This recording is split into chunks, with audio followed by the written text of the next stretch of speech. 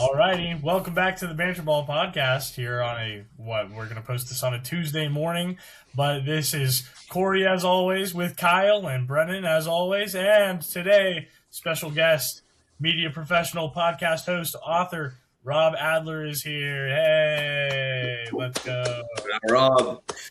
What's up, Rob Rob? is here to, introduce himself and introduce us to a little bit about the sports media world and how his journey has been in this very unique professional setting and how everything is looking from the outside in today. So, Rob, I will hand things off to you if you want to introduce yourself. Will do. So my name's Rob Adler, and I've been in the professional media since 1997. Started off as an intern in Dallas at a local station, and then went to ESPN for 12 years. Worked at ESPN, SportsCenter, ESPN News when that was still did a news show. Went to ESPN Classic for a while. Went to ESPNU. If you've ever heard of Pro Day, I'm the guy who put that on TV. If you've ever heard of the Instant Classic, that was me at ESPN Classic as well. And then from there, I've kind of freelanced. I wrote a book called I Hammered Hank, which was about my time at ESPN. And then currently I host a podcast right now called I Play Too, which is about relatives of famous athletes, entertainers, and musicians that also had careers, some of which were pretty good, that you probably don't know about, but should. So I like to say, you know the last name, but you don't know the first name. Awesome. Well, honestly, I want to talk about, before we get into everything else, I do want to quickly talk about your podcast because I do think it's a very unique kind of format that you do, and it kind of gets on a very specific niche of like, hey, this is something that people aren't typically talking about. People aren't talking about these people that are related to, the super famous people. And it's a very unique idea. I think it's super fun. And as we talk about sports media and media in general today, I feel like it's really important to like set yourself apart whenever you're creating new ideas, especially as an independent. So how did you kind of get into that idea, and how did you get those kind of contacts to make that happen? What do you think is so important about having a unique show like that in this world of so many podcasts and everything? So with my background of doing documentary work, I worked on Sports Century and a show that most people don't remember called SportsCenter Flashback, that I actually oftentimes enjoyed talking to the family members rather than whoever the main topic was. And as I've learned, when you talk to family members, they're very guarded because they're so used to being asked about whoever their famous relative is. And as I was going to be a book, and it was going to be a series of books, and I was laughed out of publishers' rooms with that pitch. And so I was talking to somebody, one of my old ESPN colleagues, and they're like, you should just do this as a podcast, and it would save yourself a lot of research, a lot of quoting. And I'm like, why didn't I think of that? So that was kind of the impetus for it. My first guest was Adam Bledsoe, who was a quarterback at Colorado. Brennan, you wearing the Bills jersey, you probably remember Drew Bledsoe. So that was his younger brother. And so that was kind of where it started. And a lot of people are actually surprised that I do the research, that I do know them very well, and that I'm not trying to actually get to whoever their famous relative might be. And as I can sort of tell as I'm doing the show for, like the first 5 minutes, they're kind of guarded. And then the walls kind of come down a little bit as they realize it's really about me. And usually after the show is done, I hear quite frequently, I've never talked so long about me before. So I view that as a compliment. And so that's kind of what it is. I've done like 85 shows or so right now. And I've got one coming out on Wednesday with Dee Snider's son, Jesse Blaze. If you're not familiar with Dee Snider, he's the lead singer of Twisted Sister, who did a song called "We're Not Gonna Take It." So his son, his son's a voiceover artist and a comic book guy, and he's done a ton of different things. So that's kind of the whole idea behind the show. And some people, may not be as well known or had as better careers as other, but I think sometimes the ones who didn't have as good of a career make for a better show. And to answer the second part about the uniqueness in the landscape, the uniqueness is great as long as you can do the research and make whoever you're talking about or whatever the subject matter is important. It's all great and well and good to be different, but just because it's different doesn't mean it's good. Maybe, like, if we're talking TV here, like, the Emmy committees might think it's good, but the show may not be good. It's just they will vote for something that's different. So different's good, but different doesn't last forever. You got to continue to do it to really set yourself apart. Gotcha. And how long have you been doing that show at this point? So I've been doing it for right about 3 years. Awesome. That's really cool. I don't know, and Brennan, you can probably speak on this as well, but like Yeah. for me, going to school in journalism, like one of the first things that you learn about like interviewing people is that like everybody actually has a story that they want to tell. Like everybody wants to tell their own story. You just need to ask the right questions to get them willing to tell it. And it seems like that's exactly what you're doing by making these guests like actually want to talk about themselves and not feeling like you have any ulterior motives to bring them on the show. And I think that's a really important thing and a really transferable skill as far as media goes as a whole. So I mean, and I'm sure that just comes from your experiences at ESPN and as a person in media for a long time, that you just know how to really interview with people and connect with them. Yeah, so I've always said when you go into an interview with somebody, unless you're in kind of a media scrum where there are all kinds of people and you only get like one question, is anything you can do to find a common bond that you have with them.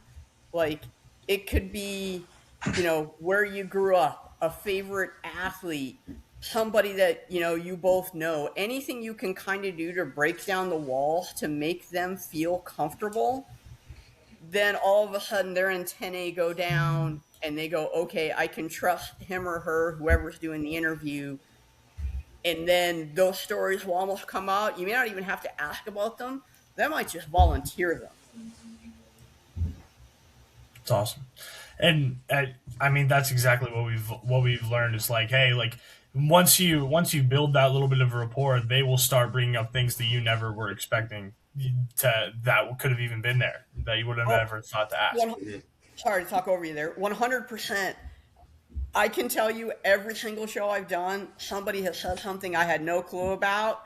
And it's kind of like, okay, now's the time where you really have to pay attention to see if there's something to follow up on, if there's something else there, an axe to grind. Like there's always something that when you hear something and it's like, oh, I didn't know that. Okay, where are we going?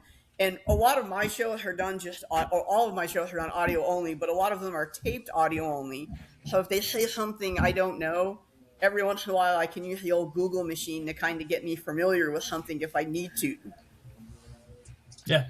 And that's a useful thing to have. And I think as we move into talking about your experiences at ESPN and, before that and around that time, that's not something that you always have the luxury of, that excess information. Like, I feel like every time I'm watching like a basketball podcast, they're bringing out these stats that I'm like, how do you even know that this is a stat that could be happening? Like, I don't know what computers you are getting that are telling you the exact stats of the exact player at this location on this day, and there's just an excess amount of information. And how does that information help in journalism and help in sports in general? And what kind of things are maybe lost or have changed since you were at ESPN and working in other sports entities because of that newfound information?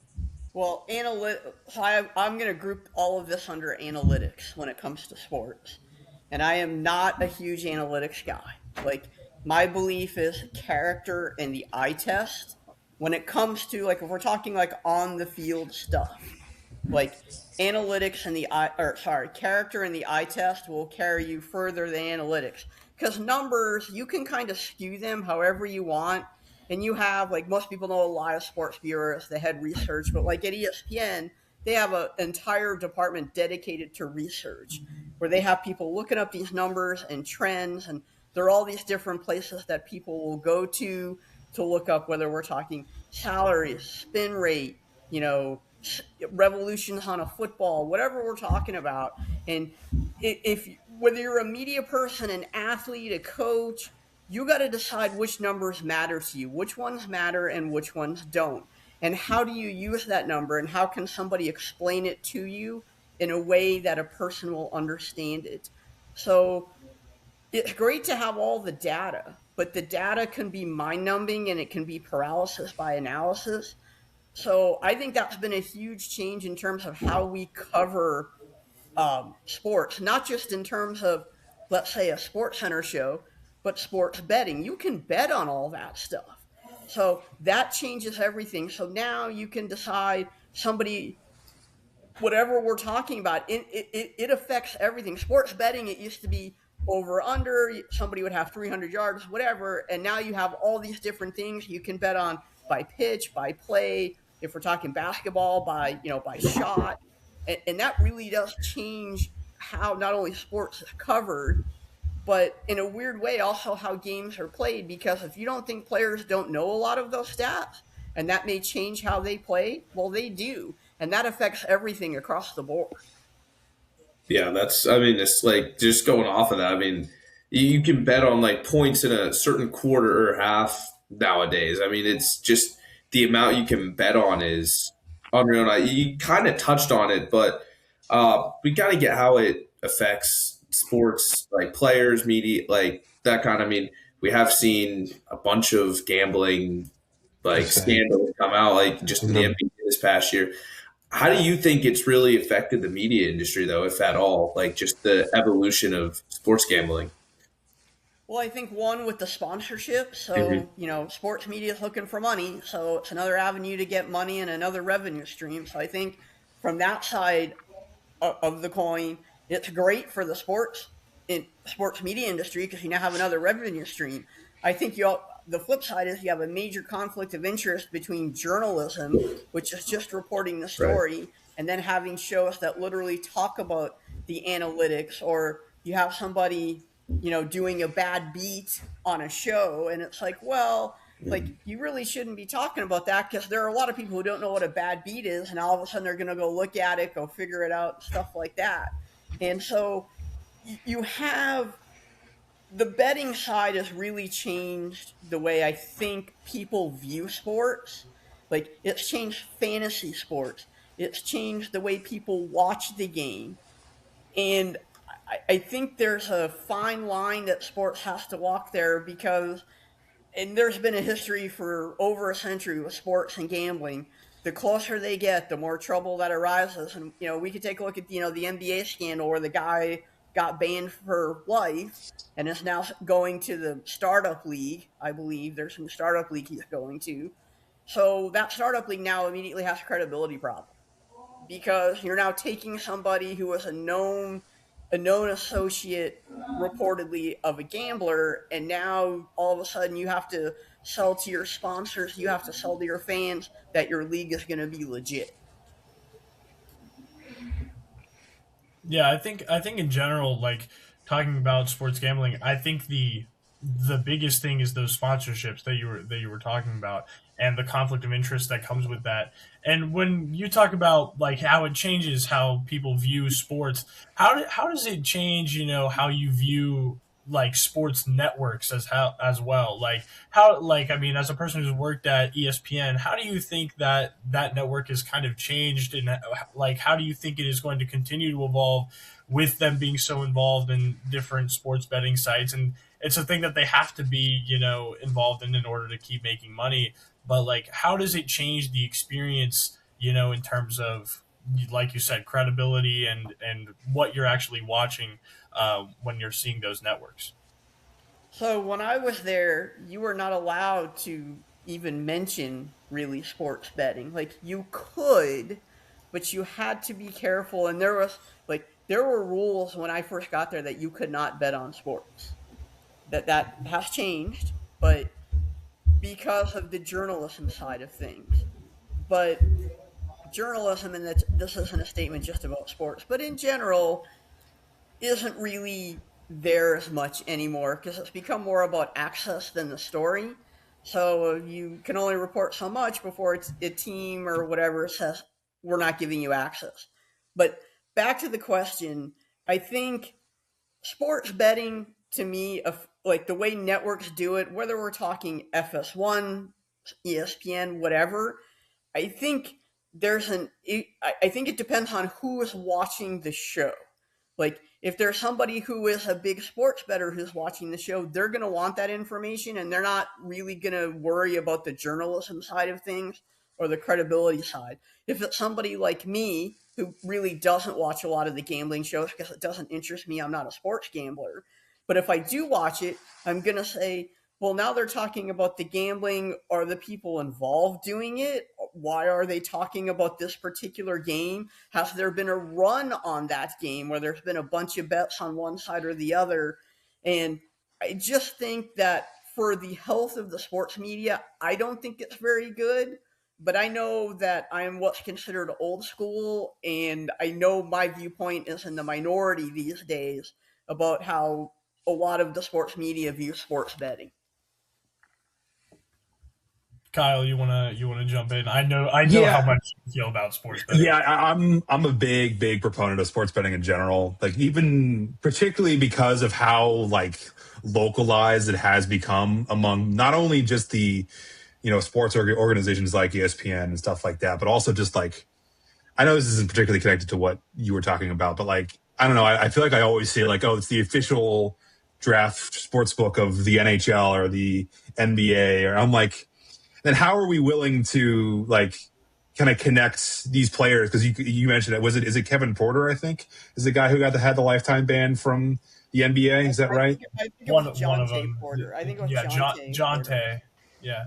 Oh, there's a Jonte Porter. Sorry, some combination of Jonte Porter and Terry Rozier and Chauncey Billups. It's like I don't know. Like I think that these media franchises and stuff like that kind of have like the onus to like not talk, at least me personally. It's like I think you for the effort of like the best healthiness version of the game, like in the NBA, I think franchises like big sports companies like ESPN, I think should not be told to talk about stuff like this because I think it only just encourages it among all the sports and kind of just makes all the sports worse. Because again, I think there is like verifiable proof of Terry Rozier like throwing games entirely, right?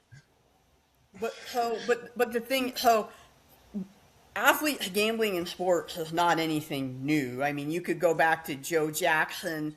There have been, I would say, almost every decade, 15 years, there's been a point shaving scandal in NCAA hoops. It's a more common thing than you realize. Boston College had one in the early 80s. But it's more common than you think in terms of gambling. I think a big problem when it comes to the leagues themselves is when they said, okay, we're going to put teams in Vegas.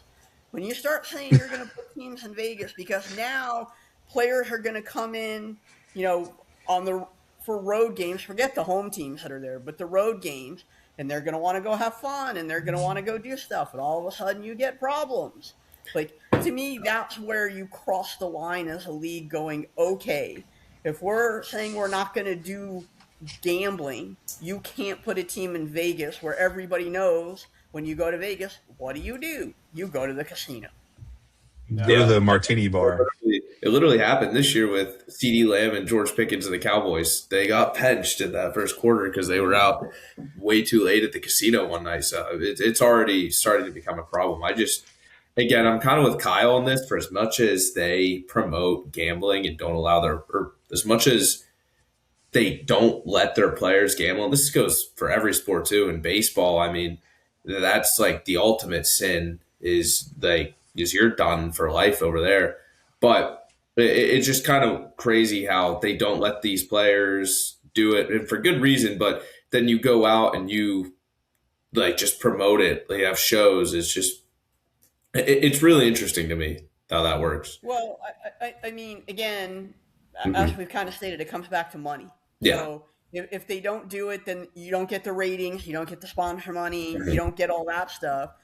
So it's become, for the media networks, a necessary evil. I mean, even if you look at, like CBS, who does football, or Fox, they have an official gambling, or, whatever, the second quarter is brought to you by DraftKings or FanDuel or whatever we're talking about. But it's just kind of the way it is right now. But what I don't like is the fact that you can't be a league and have an official gambling sponsor and then tell your players you can't do this, but also have your players in a casino commercial. The NHL did it with Austin Matthews. And you can't do that because you crossed the line, and now it's a conflict of interest where it's like you're telling the players you can't do it, but if you're not a player, you can go. It doesn't work like that, because now everybody's going to say, well, now he's endorsing it, so he must go. The rules changed on endorsements about 15 years ago, where you don't actually have to use a product or use a company to endorse it. But there's a guilt by association implication there that I think when a lot of people see it, they just make that connection. I think that's a fair connection to make. Like, if you see somebody, promoting something, it's fair to assume that they are associated with that something as well. But I think, like, as you said, there are like a lot of different lines, I think, in terms of like where it crosses the line between the connection between sports betting companies and like sports leagues and sports media networks. And one of the other ones is like, and I know that they have been kind of cracking down on it since the NBA stuff, but like you said earlier, you can bet on just about anything now. And it was a major problem that a person was able to bet the under on Jonte Porter points when Jonte Porter was only averaging 1 point a game anyway, and he's able to go out there and then miss, 2 shots and call it a. Like, those are things that fall on, the sports betting companies, though. And I wonder how much how much do you think, and how much do you guys, Kyle and Brennan, also think falls on the sports networks, sports leagues versus the sports betting companies as well? Like, who is responsible for what here? Because Rob, you were talking about the leagues taking the steps to bring teams to Vegas and things like that, and that's a line that they've crossed on that front. But then there's also the partnerships with companies like ESPN, and there's then other issues with the sports books themselves. So what do you guys think, like, who are more responsible and what kinds of things need to change from each party to make this better going forward? Yeah, I'll get it started here. I mean, like Rob was saying, I mean, the big driving factor is money. Like, you would do anything just about for the price these people are willing to pay.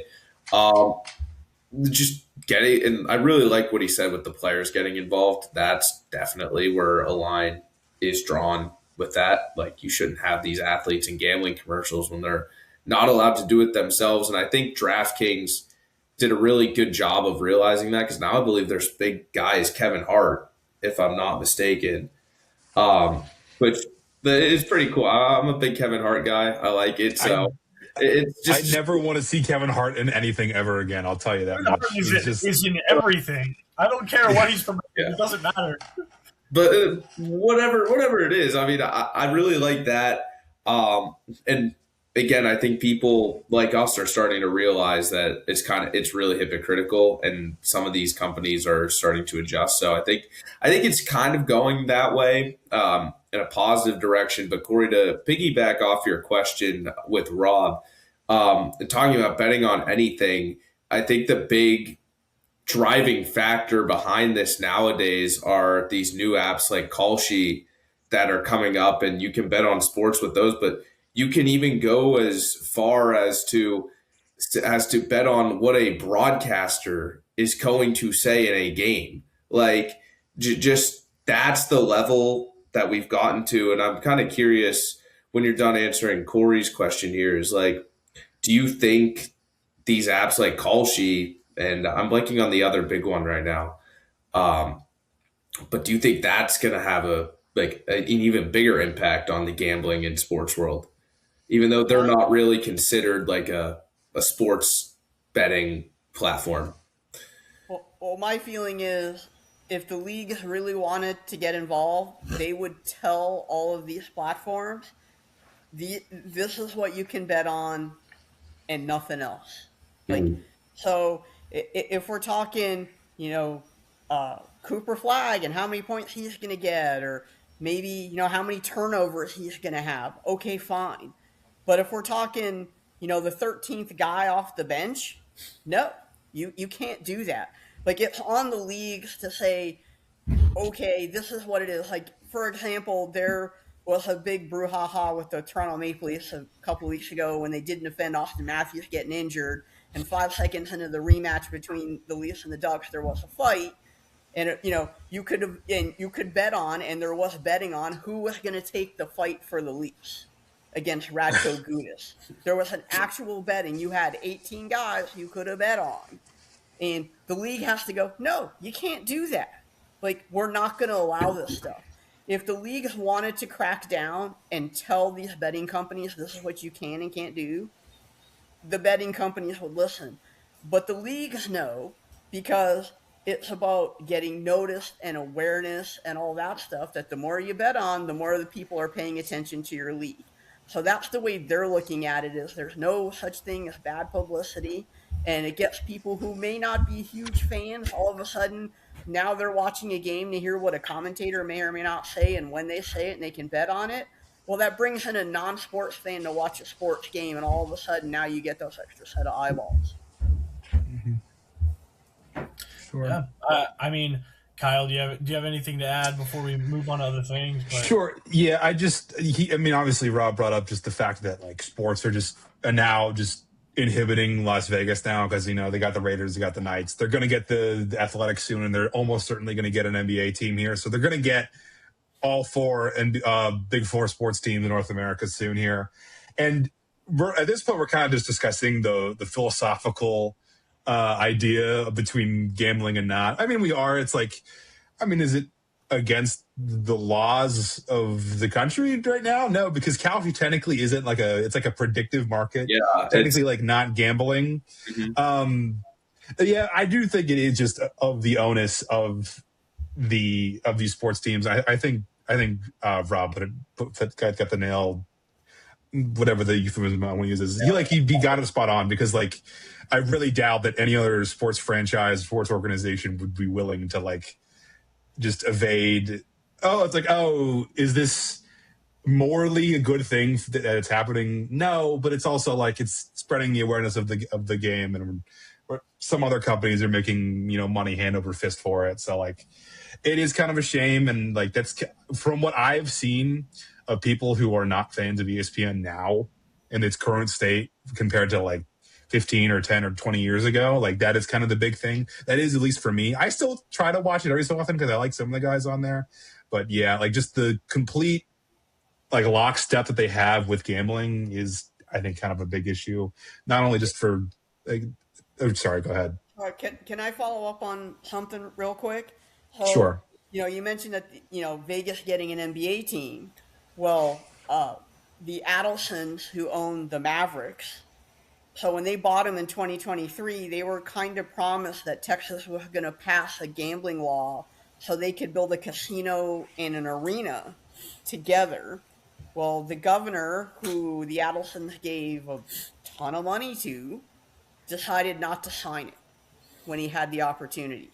And now the opportunity is coming again. And if they don't sign it, although the Mavericks are locked in till 2030, the Adelsons are going to try to get out of their ASC lease and get to Vegas because they're one of the big casino owners in Vegas. And you want to talk about, blurring the lines. Now you have a casino owner owning an NBA team. And that's really something that to me, if I were the NBA, even if legally all the stuff would have gone through, if I were an owner, I would have blocked that, because now you have a credibility issue again. I think the NBA has the most credibility issues of anything. Like, I do think it is impacting how people view the NBA. That like you've got head coaches, you've got players, and you've got like anybody from any part of the league is involved in this in some sort of way, and I feel like it does shoot the credibility for me, which is unfortunate.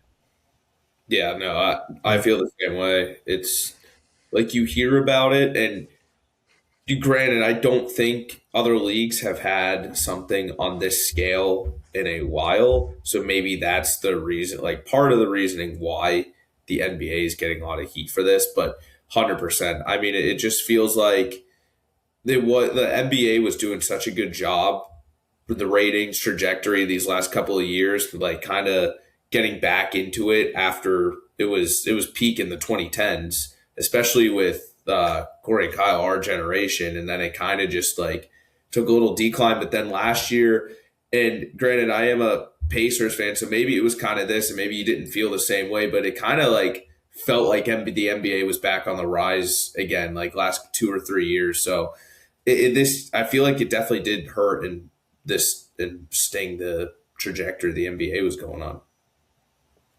Yeah, I wanna jump off of that and kind of shift our conversation a little bit, if that's okay. Rob, a couple weeks ago, Brendan, Kyle, and I were talking about the NBA, and we were talking about what types of players and what types of teams the league needs to like really market to keep going on a higher trajectory. Because when we were growing up, that was the prime like Golden State Warriors versus Cleveland Cavaliers rivalry, and you had the James Hardens and the Giannis Antetokounmpos of the world coming in from the sides, and it felt really exciting all the time. It felt like all of the right players were being promoted, and everything was really engaging to watch. There was a storyline to everything. And now I feel like that's kind of been lost a little bit. And so I kind of wanted your perspective on how you think leagues should be marketed from both a league perspective and how they should be viewed from a journalism perspective in terms of storytelling. Like, what do you think viewers are really latching onto from a storytelling perspective in sports, and how do you think leagues and companies like ESPN alike can capitalize on that? Well, I think E60, I think is a great show. I don't know how often you guys ever watch E60, but it's a lot of in-depth reporting that if you're looking for more than just your quick, 5 minute or 2 minute hit on, some player with more than just your basic stuff. I think there's a lot of things there that people who are sports fans miss by not watching those shows. Also, for me, when you talk about league promotion, especially when it comes to players, it's a total crapshoot because you can take a look at a guy, he could be good, all of a sudden rips a knee, and his career could be severely altered. And there's not really a whole lot from a league perspective that you can do about it. The flip side is if you have a really good player and you don't know what you're doing, people don't know about him. I'll give you an example. The NHL. Connor McDavid could probably walk down the street in New York City and might get recognized by four people. Maybe. LeBron James could walk down the street by New York City and you might have a riot. Like, that's the difference. Is you have to know how to market your game, and when you're marketing your players, you have to make a commitment. You know, you look at the NFL. I'm going to do an NFL to NHL comparison to show you how much the NFL gets that the NHL doesn't. So the NFL has said, we're going to grow our game. So where are they going? Rio. Not a whole lot of Brazilian football players that anybody's familiar with, or American football players, I should say. They're going to Australia, which Australia has its own football game, so they're kind of encroaching on Australian rules football. But they know that they can because they have people who watch. The NHL, when it tries, to go international, it goes to Sweden. There's a huge hockey population. It goes to Germany. There's a huge hockey population. They're not going to places like Australia, Japan, China, South America to really where they can get the opportunity to grow the game and bring the game something that people aren't familiar with. And all of a sudden, maybe they'll like it because maybe they're not good at basketball, they're not good at football or tennis, which those countries are all known for. And maybe it gives them an opportunity to go, hey, maybe I have another avenue. I mean, the NFL totally gets it. And they started doing this, 40 years ago with London, with the Cowboys and Bears in a preseason game, and have pretty much capitalized it fairly consistently ever since. Yeah. Yeah, I definitely agree with that. Go ahead, Brennan. Yeah, no, I was going to say, and I think a big thing now, especially. And what one thing you brought up the NHL and Connor McDavid. One thing I think the NHL is really diving into that's working are these international competitions. And I mean, I know there's no affiliation with the Olympics, but now you have the four nations that you can throw in. And I just feel like that has been a huge, huge reason as to why the sport has grown in popularity. And not even like in those parts of the world, too. Like I feel here in the United States, having Team USA versus Team Canada like play each other every year and the two top dogs, I feel like the NHL has done a really good job marketing those international markets through these competitions. They've definitely like capitalized on places that already have successful hockey markets, but like Rob was saying, it's definitely it's kind of missing in the places where they need more exposure. I agree, but I feel like the United States was one of those places, and I feel like that this past year was really, really successful with that, especially with USA winning gold, because now you have some faces to the names, and it may not be a guy like McDavid who plays in Canada, but now you're putting Austin Matthews, you're putting the Hughes brothers on that opening stage or on that grand stage of like, hey, this guy won a gold medal for our country, actively contributed to it. So I feel like, again, there's still work to be done, but I feel like the NHL is making the right steps towards doing that. So what I would like to see out of the next, I think that they're actually going to do like a Six Nations tournament. Yeah. I think. So from the U.S. perspective, the big rival is Canada. Speaking as a Canadian, the U.S. is not the big rival; it's Russia. Yeah. And has been for over 50 years, going back to the original Summit Series in 1972. So it's a different marketing thing in Canada. Like you just basically have to say it's hockey and people tune in. In the U.S., because there's so many more options, especially when it comes to sports, it's harder for the NHL to get inroads. And they actually made inroads. So in 1994, when the Rangers won the Cup, they were very close to passing the NBA in ratings. And then what happened? They had a lockout, and they missed, over 30 games. And if you take a look at this, every time they build momentum, like, it was Tampa and Calgary in 2004. They get the momentum to, Tampa's a non-traditional market. You're growing the game in the South, and then you lose your season. They keep tripping over themselves.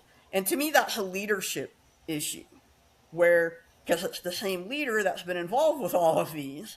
But if you look at it, it's like, how many times do you have to make the same mistake, and how many times do you have to lose viewers who a lot of them don't come back to go, maybe we need to change something. Like also on the heels of the Four Nations, they now have labor peace for the first time in a lot of years.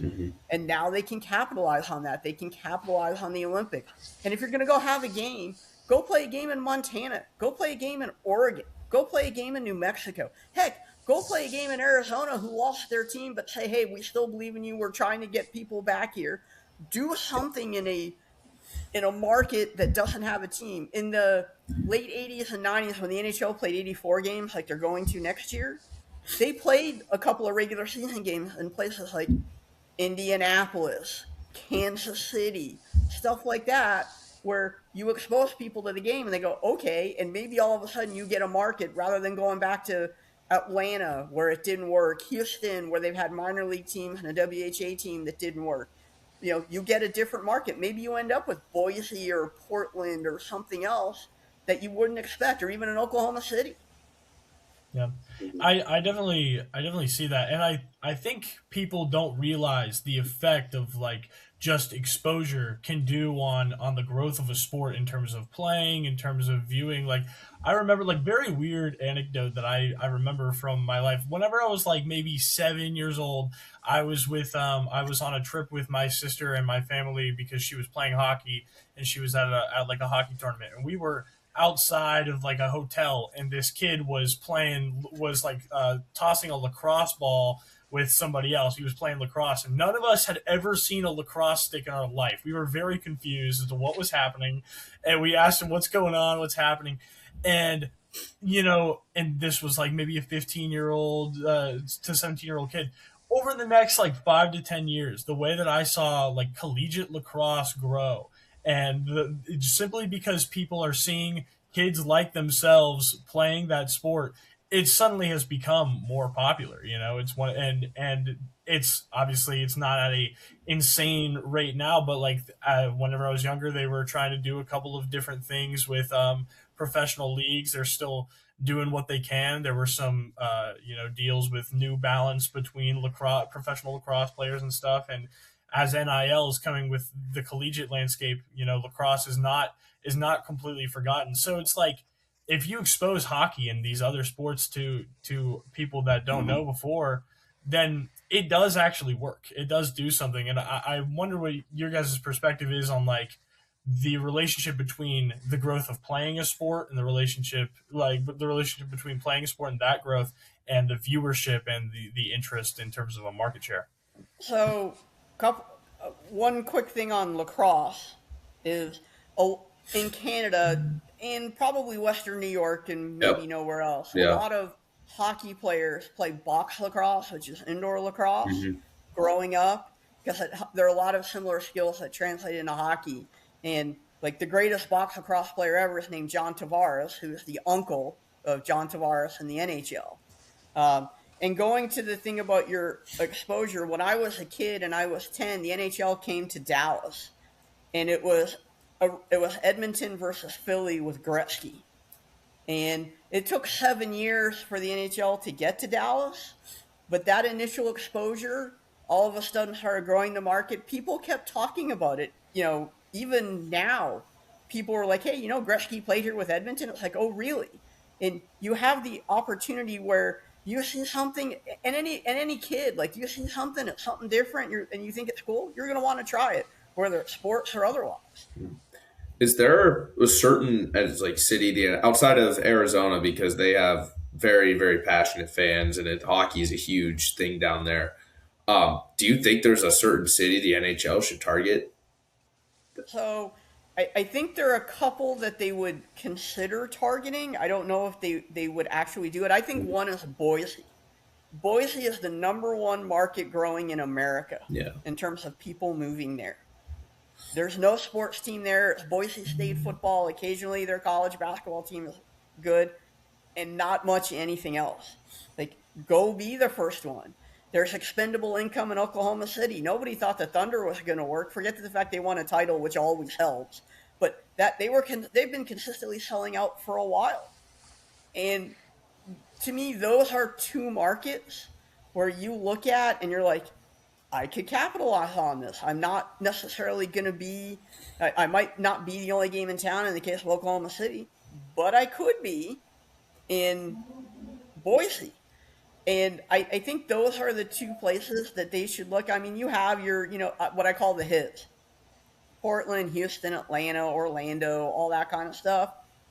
But I think if sports leagues want to continue to be successful, they have to go somewhere that other teams haven't tried, and whether they were successful or not, it almost doesn't matter. Yeah, I definitely see that. Well, so as we start to wind down on this podcast, I want to get back into your experiences in sports media and your potential stories and things like that. So take me back to, you said 1996 was whenever you started working at ESPN. No. So I started working. Whenever you started in media. So I don't know if you want to, or if you're going to edit it, it's 1998, or I can just answer it. Okay. No, go for it. Yeah. I started working at ESPN in 1998, and things were very different then. Like we had edit rooms where we were doing deck-to-deck editing, and I'm pretty sure none of you guys know how to deck-to-deck edit with the beta tapes. I'm fairly confident. No. Don't even know what that is. Yeah, exactly. So Corey, you can ask Professor Scatterday. He can tell you what that is. Will do. When I originally started, there were still 3/4 tapes that were being used, and 3/4 was the size of the tape, and that was stuff they used in the 80s, and some places used up till 2000 in smaller local markets. So it's really changed. So now basically, you edit something, you're like, all right, I want that clip, and you just hit boop, and it's over. Back it used to be you had to, basically it's called edit in, let your play go, edit out, make sure it went there, all that. So the process of editing, especially when it comes to a highlight, is, I would say, probably 5 to 6 times faster. Like, if you did a 3-play highlight in 1998, it probably would take you at least 20 to 30 minutes, and that's if you're not leading the show. If it's a bigger game, you're talking like a 2-minute highlight, it would take much, much longer. And you would actually have somebody else, what used to be called babysitting your game, watching your game for you while you were editing. Now you can almost do both simultaneously. So it's very different. I'll give an example from 2008. Like, I don't know if you remember Mario Chalmers hitting a game-tying shot. Well, I was sure cutting did. the highlight for ESPN for that, and I won't tell you what I said because it's not suitable for most ears, but it ruined my highlight, and I basically had to go delete everything and start over. So Yeah. things have changed a lot in terms of the way things get done and also the quality. Like, you take a look at what's on TV now compared to what was on TV 25 years ago, and not only the quality, but the options. You can stream, you can watch pretty much almost any movie and probably 75% of any TV show ever created that you ever wanted to watch. And, 25 years ago, you had about 120 channels, and that was it. And 25 years before that, you had 4 channels.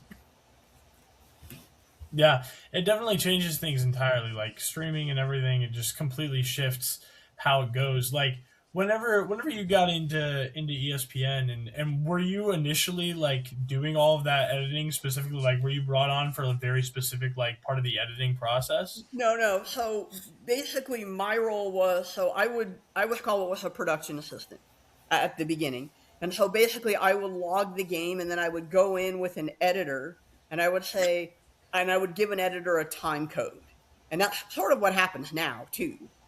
Just in it, not on tape, and you say, I want this play, and then they go find the play and they lay it down. They check audio, and then you go to whatever the next time code is, and you say, I want this play. And so that's kind of how it works. So a lot of people were brought in as production assistants, and that's kind of how, in the studio side, that's how it worked. And then you would kind of work your way up to an associate producer where you got to do like features and maybe do a little bit of traveling, got to work on a show like NBA Tonight, NFL Tonight, NHL Tonight when that still existed. And then there were different routes you could take, whether you became a highlight supervisor, which reviewed the highlights that the PAs did, or a producer, a feature producer. So there were a little bit different routes you could take, but I came in as a production assistant. Gotcha. So from a job perspective, how many of those jobs are still like around in the same kind of capacity, like especially in like a huge network like ESPN where you would think they would have, the money to keep that many people on.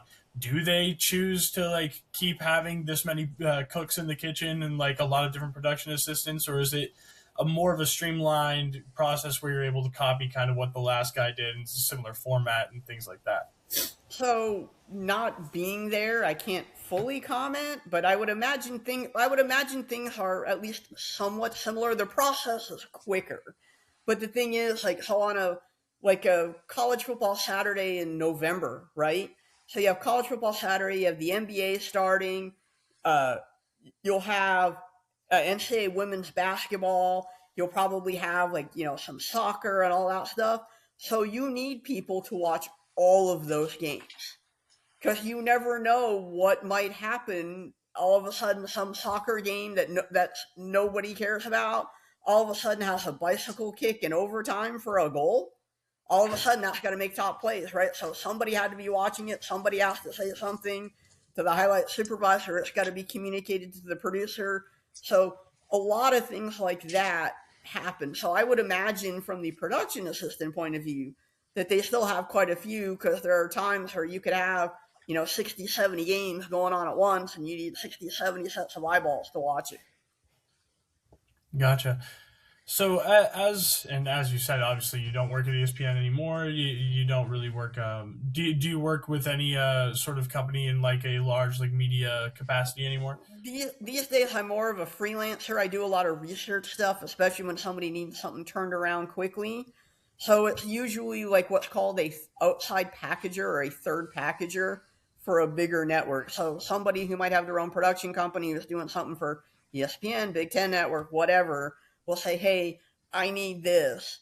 and I will go, find out what it is, get whatever number, stat, fact, whatever, and get it back to them. So that's more my role these days. Gotcha. Like, I like the freelancing idea because I can kind of decide when to work when I want to, and if I don't want to work that day or that week, I don't have to.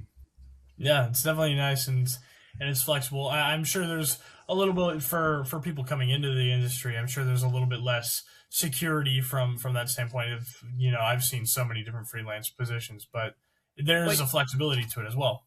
I would say you can make more money quickly freelancing, but the career path might be a lot more unstable. If you go to a network, you might not make as much money as one of your colleagues is making, but you might have benefits. You can make a mistake and maybe not get fired right away or not get brought back in a freelancing situation. So there's a little bit more stability. So it kind of depends on like what you're looking for in terms of the career path, I would say. Gotcha. So as far as like what I'm interested in, and of course Kyle and Brendan, if there's anything you guys are interested in as well, but I'm kind of interested in, like, you talk about being in that research role whenever you're freelancing for different networks and things like that. How has, at least in your experience, how has sports shifted? And we talked about the gambling and stuff, but how have things shifted in terms of just like the general way that they put out a product, of like what types of things they are asking you to research and what types of things they are asking you to do? Are there a lot of different creative ideas, or are there more ideas than there were before? Is it all kind of the same? Have they kind of figured out a formula? Like what kind of goals do these bigger companies have now, and how has that shifted since your time, being in the industry? Well, I would say it depends on the topic about what I'm being asked to do, but kind of what we said earlier with analytics and being data driven, there's a lot of that data specific stuff. I think when I was there, a lot of research was more, I would say, like the trend based, but like stuff you'd go to Elias and you'd get, but there weren't a lot of the extra data. And now that extra data gives an opportunity for more stats, more research, more in depth. And I think that's a big thing. The other thing is, a lot of times what I'm being asked to do is what I call like a needle in a haystack. It's here we're looking for somebody somewhere that has done this, or some weird fact. Like, can you find something to back this up? Or basically, in essence, give me two pieces of empirical evidence. And nowadays, in a lot of research, and I would say this is true on a lot of networks, and not just sports related, that you get one source and you go, where it used to be that you get two sources minimum and you go. I think it's more about the quickness, and the turnaround is much more important now. Not to say that it wasn't then, it was, and in a live situation you don't have a ton of time, but they would be more likely back then not to go with something, as opposed to now where they're going to go with it and basically say, I'm sorry later. All right. That totally makes sense. And it's interesting to think about, of like the efficiency of everything. And I feel like that applies in any sort of market, any sort of industry. Everything is happening more efficiently now than ever before. And maybe some things fall through the cracks because of how fast things are happening, but in the same rate, it's just about, meeting those deadlines. And I will tell you right now, the biggest impact of that has been the biggest cause of that, I should say, is social media. Because everybody's on it, everybody has their own input. Like, you take a look at a big play in a game, and all of a sudden there are 10,000 people on Twitter making a comment about the game, or making a comment about the play, I should say. So now everybody's thinking about, okay, have we seen that before? Has that happened before? How quickly can we get it? And so social media, with everybody having a say and an impact, I think that's changed a lot of the way things get covered. And sometimes, and this has happened with ESPN, Fox Sports, where they go with some kind of stat that's not right, and then they get crucified for it. Yeah. But so they're in a no-win situation. I'm trying to get you the stat as fast as I can, and now everybody's going after me because the stat was wrong. And Yeah. that's Yep. where I think taking the extra time and making sure you're right, even if it misses where it needed to be, is more important than just getting it on the air. Yeah. It's better to be accurate than first. I mean, that's like, I'm a journalism major at Penn State too. It's like the number one thing they tell you. So you couldn't have said it better myself.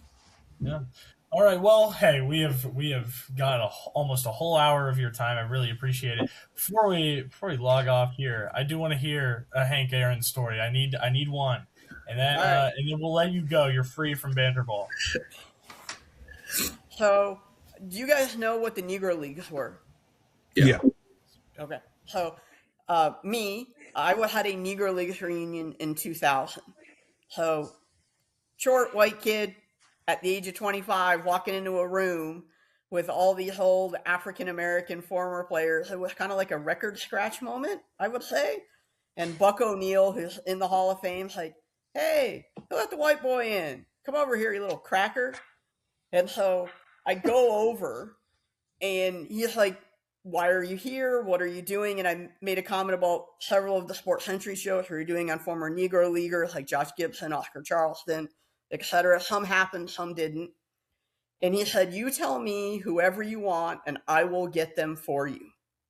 And so I had given him like a list of about 10 people that we were looking to get, and we knew we weren't going to be able to have the time to get all of them. But I figure you shoot for the moon. If you land on the roof, that ain't so bad. And one of the people was Hank Aaron. And so he actually gave me Aaron's room number, and I called him and left a message.